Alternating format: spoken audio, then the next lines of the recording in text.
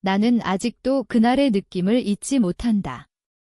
뺨을 스치는 차가운 금속의 감촉. 피가 흘러내리는 따끔함. 그리고 그녀의 눈빛 광기와 공포가 뒤섞인 사람을 찌를 듯한 눈빛. 입 닥쳐. 내가 방해하지만 않았으면 모든 게 달랐을 텐데. 박지연의 목소리는 낮고 날카로웠다. 그녀는 아버지의 여자였다. 그리고 그날 언니의 결혼식을 망가뜨린 뒤 나를 죽이려 했다. 피는 많이 나지 않았다. 뺨을 스친 상처일 뿐이었으니까. 하지만 그 순간 나는 알았다. 이건 단순한 충동이 아니라는 걸. 그녀는 진심이었다. 그리고 나는 그날부터 달라졌다. 내 이름은 김민석이다. 올해 30. 서울에서 금융회사에 다니는 평범한 직장인. 적어도 그전까지는 그랬다. 우리 가족은 겉보기엔 완벽했다. 아버지 김 회장은 중견 건설회사 대표. 어머니는 내가 고등학생일 때 암으로 돌아가셨다. 그 후 아버지는 오랜 시간 혼자 지내다 3년 전 박지연을 만났다. 지연은 29, 아버지보다 20살 어린. 전직 모델 출신으로 지금은 뷰티 브랜드 마케팅을 한다. 처음 만났을 때 그녀는 예에 바르고 웃음이 예뻤다. 아버지는 그녀를 보며 다시 살아난 듯 했다. 나는 그걸 이해하려 애썼다. 외로웠을 테니까. 하지만 언니는 달랐다. 김민지 언니, 내 유일한 혈육. 언니는 처음부터 지연을 싫어했다. 저 여자, 아빠 돈 때문에 붙은 거야? 눈빛이 달라. 언니는 그렇게 말했다. 나는 웃으며 넘겼다. 증거가 없었으니까. 그리고 아버지가 행복해 보였으니까. 언니는 올해 33, 명문대 출신 내과 전문의와 결혼을 앞두고 있었다. 예랑이는 집안도 좋고 성격도 좋았다. 결혼식은 강남 특급 호텔 웨딩홀로 잡혔다. 비용은 아버지가 전부 댔다. 언니는 처음으로 행복해 보였다. 나는 그 행복이 깨질 줄 몰랐다. 결혼식 일주일 전 지연이 집에 왔다. 아버지와 함께. 그녀는 평소보다 더 화려하게 차려입고 있었다. 언니를 보자마자 입꼬리를 올렸다. 결혼식 기대돼요, 언니. 저도 초대받았죠? 언니는 대답하지 않았다. 나는 불편한 기운을 느꼈다. 지연의 목소리에 담긴 무언가가 축하처럼 들리지 않았다. 그리고 결혼식 당일이 왔다. 결혼식장은 완벽했다. 봄 햇살이 유리창을 통해 쏟아지고 꽃장식이 은은한 향기를 뿜었다. 하객들은 웃고 있었고 언니는 드레스를 입고 거울 앞에서 마지막으로 숨을 골랐다. 아름다웠다. 정말로. 의식이 시작되었다. 예랑이가 입장하고 언니가 아버지 팔을 잡고 천천히 걸어왔다. 아버지의 표정은 자랑스러웠다. 나는 브라이드메이드 쪽에 서서 사진을 찍고 있었다. 그때 문이 열렸다. 모든 시선이 그쪽으로 향했다. 박지연이었다. 빨간 드레스를 입고 혼자. 그녀는 미소 지으며 복도를 걸어왔다. 마치 자신이 신부인 듯. 죄송해요, 늦었네요. 그녀의 목소리가 홀 전체에 울렸다. 사회자가 당황한 얼굴로 마이크를 잡았지만 지연은 이미 단상 근처에 도착해 있었다. 회장님, 여기 계셨네요. 그녀는 아버지를 불렀다. 아버지의 얼굴이 창백해졌다. 지연아, 지금 뭐 하는 거야? 아버지가 낮게 말했다. 하지만 지연은 듣지 않았다. 그녀는 언니를 바라보았다. 언니, 축하해요. 그런데 한 가지 말씀드릴 게 있어요. 순간 공기가 얼어붙었다. 언니의 손이 떨렸다. 예랑이의 표정도 굳었다. 지연은 가방에서 무언가를 꺼냈다. 초음파 사진이었다. 저 임신했어요. 회장님 아기예요. 홀이 술렁였다. 카메라 플래시가 터졌다. 누군가 소리를 질렀다. 언니는 아버지를 바라보았다. 아버지는 말을 잃었다. 아니야, 그건. 아버지가 더듬거렸다. 지연은 눈물을 흘리며 웃었다. 회장님께서 책임지시겠다고 했어요. 그런데 왜 언니 결혼식에 저를 초대하지 않으신 거죠? 가족인데. 그건 거짓이었다. 나는 알았다. 지연은 초대받지 않았다. 그리고 임신이라는 말 아버지의 표정을 보니 적어도 아버지는 몰랐던 일이었다. 혼란이 시작되었다. 하객들이 수군거렸다. 언니의 장모님이 기절했다. 예랑이의 가족이 항의하며 일어났다. 언니는 드레스를 잡고 단상에서 내려왔다. 나가. 언니의 목소리는 차가웠다. 지연은 놀란 척했다. 왜요, 언니? 진실인데. 보안요원들이 달려왔다. 지연은 끌려나가면서도 소리 질렀다. 회장님, 저 버리지 마세요. 결혼식은 중단되었다. 언니는 방으로 끌려갔고 예랑이의 가족은 즉시 떠났다. 언니의 결혼은 그날로 끝났다. 나는 지연을 쫓아 밖으로 나갔다. 주차장. 그녀는 차에 타려던 참이었다. 왜 그랬어? 내 목소리가 떨렸다. 지연은 돌아보았다. 눈물이 말라 있었다. 대신 차가운 미소만 남아 있었다. 왜냐고? 내 언니가 나를 무시했으니까? 그건 이유가 아니었다. 나는 한 걸음 다가갔다. 거짓말이잖아. 임신 아니지? 지연의 눈이 가늘어졌다. 증거 있어? 그 순간 그녀의 손이 가방으로 들어갔다. 가위였다. 평범한 미용 가위. 그녀는 그것을 꺼내 내 얼굴을 향해 휘둘렀다. 나는 본능적으로 뒤로 물러섰다. 하지만 늦었다. 날카로운 끝이 뺨을 스쳤다. 뜨거운 통증과 함께 피가 흘렀다. 미친. 나는 소리 질렀다. 지연은 숨을 헐떡이며 가위를 쥐고 있었다.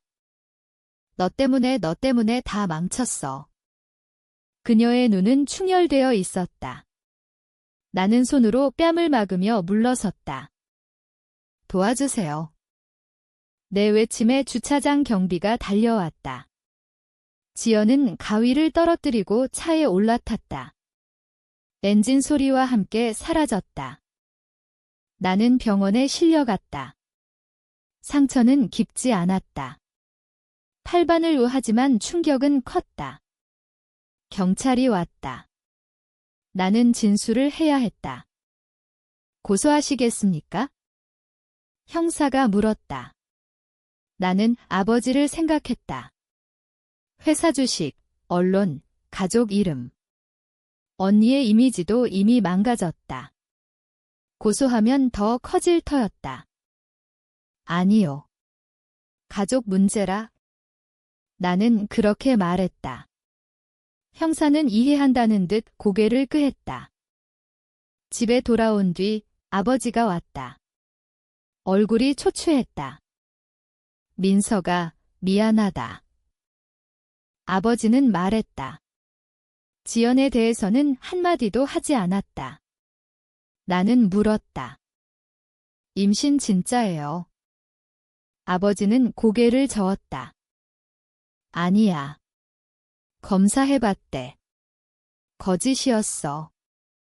그럼 왜 결혼식에서 지연이가 나와 결혼하고 싶어 했어? 내 언니가 반대하니까 이렇게 아버지의 목소리가 작아졌다. 나는 웃음이 나왔다. 분노가 아니라 허탈함이었다. 그날 밤 나는 잠을 이루지 못했다. 뺨의 통증보다 머릿속이 더 아팠다. 언니는 병원에 입원했다. 충격으로. 나는 거울을 보았다. 붕대 붙인 얼굴. 그리고 눈에 눈이 낯설었다. 이대로 끝낼까? 그 생각이 들었다. 그냥 잊고 살자. 하지만 또 다른 목소리가 들렸다. 임신 거짓으로 사람 인생 망친 여자가 그냥 잘 살면 돼? 나는 노트북을 켰다. 박지연을 검색했다. SNS, 기사, 주변 사람들. 하나씩 알아가기 시작했다. 그녀는 단순한 사람이 아니었다. 박지연은 계산적인 사람이었다. 모델 시절 여러 재력가와 스캔들이 있었다. 하지만 증거는 늘 깨끗이 사라졌다. 그녀는 똑똑했다. 나는 그녀의 약점을 찾기 시작했다.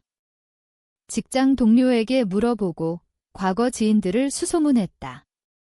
그리고 발견했다. 지연은 빚이 많았다. 럭셔리 생활을 유지하기 위해 고금리 대출을 받았다. 아버지 카드로 갚고 있었다. 그리고 또 하나 그녀의 전 남자친구가 자살한 사건이 있었다. 공식적으로는 우울증. 하지만 주변에서는 지연이 돈을 뜯어내고 버렸다고 했다. 나는 조용히 자료를 모았다. 직접 연락하지 않았다. 대신 중간자를 통해. 그 과정에서 나는 변했다. 밤늦게까지 자료를 뒤지며 사람들을 만났다. 친구들은 걱정했다. 민서가 요즘 왜 그래? 얼굴이 무섭다. 나는 웃으며 넘겼다. 하지만 속으로는 생각했다. 너희는 모르지? 이런 기분이 어떤 건지? 나는 아버지와도 거리를 뒀다. 지연은 여전히 아버지 곁에 있었다. 아버지는 그녀를 버리지 못했다. 죄책감 때문인지 외로움 때문인지. 어느 날 지연이 나에게 연락했다. 민석 씨, 얘기 좀 해요. 카페에서 만났다. 그녀는 미소 지었다. 뺨의 흉터를 보더니 사과했다. 그날은 실수였어요. 너무 흥분해서. 나는 대답하지 않았다. 그녀는 계속 말했다. 우리 잘 지내면 안 될까요? 가족이잖아요. 가족. 그 말이 역겹게 들렸다. 왜 언니 결혼식을 망쳤죠?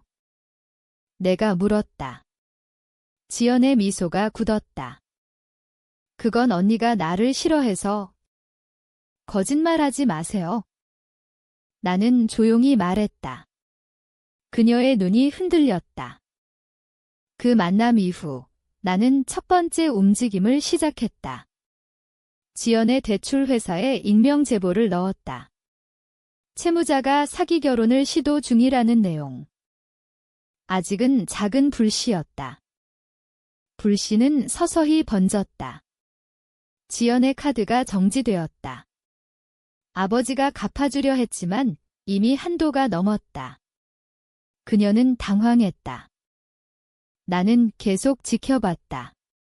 그녀가 아버지와 다투는 장면 몰래 녹음했다. 그녀가 과거 남자들에게 했던 방식 돈을 요구하고 협박 비슷하게. 나는 그 자료를 언니에게 보여줬다. 언니는 처음으로 웃었다. 고마워, 민서가. 하지만 언니의 눈도 변해 있었다. 우리 둘 다. 지연은 반격했다. 그녀는 내 회사에 익명 제보를 넣었다. 직원이 스토킹 중이라고. 나는 인사팀 소환을 받았다. 증거는 없었다. 하지만 의심은 남았다. 나는 흔들렸다. 그날 밤 술을 마시며 생각했다. 이게 맞는 걸까? 내가 괴물이 되는 건 아닐까? 하지만 멈출 수 없었다. 이미 너무 멀리 왔다. 나는 결정적인 한 방을 준비했다. 지연의 과거 자살한 전 남자친구의 유족에게 연락했다. 그들은 증거를 가지고 있었다. 문서, 녹음. 나는 그것을 언론사에 넘겼다. 물론 익명으로. 기사가 터졌다. 유명 기업 회장 애인, 과거 남친 자살 유발 의혹.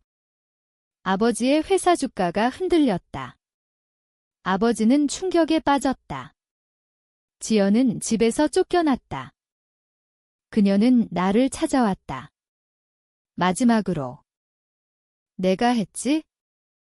그녀의 눈은 피곤했다. 하지만 여전히 날카로웠다. 증거 있어? 나는 그녀의 말을 되돌려줬다. 그녀는 웃었다. 쓸쓸하게. 너도 나처럼 됐구나. 그 말이 가슴에 박혔다. 지연은 모든 걸 잃었다.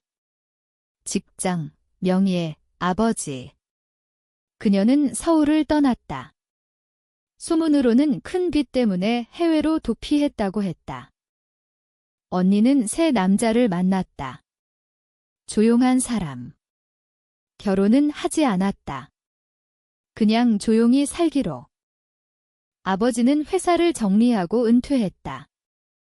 나와는 거의 연락하지 않는다. 나는 승리했다. 적어도 겉으로는. 하지만 밤마다 꿈을 꾼다. 지연의 눈빛. 가위. 그리고 그녀가 마지막에 했던 말. 너도 나처럼 됐구나. 나는 거울을 본다. 흉터는 희미해졌지만 눈빛은 여전하다. 차갑고 텅 비어 있다. 이게 정의였나? 아니면 그냥 또 하나의 파괴였나? 그녀가 사라진 뒤 나는 가끔 생각한다. 만약 그날 내가 고소했다면 모든 게 달라졌을까? 아니면 똑같았을까? 나는 여전히 답을 모른다.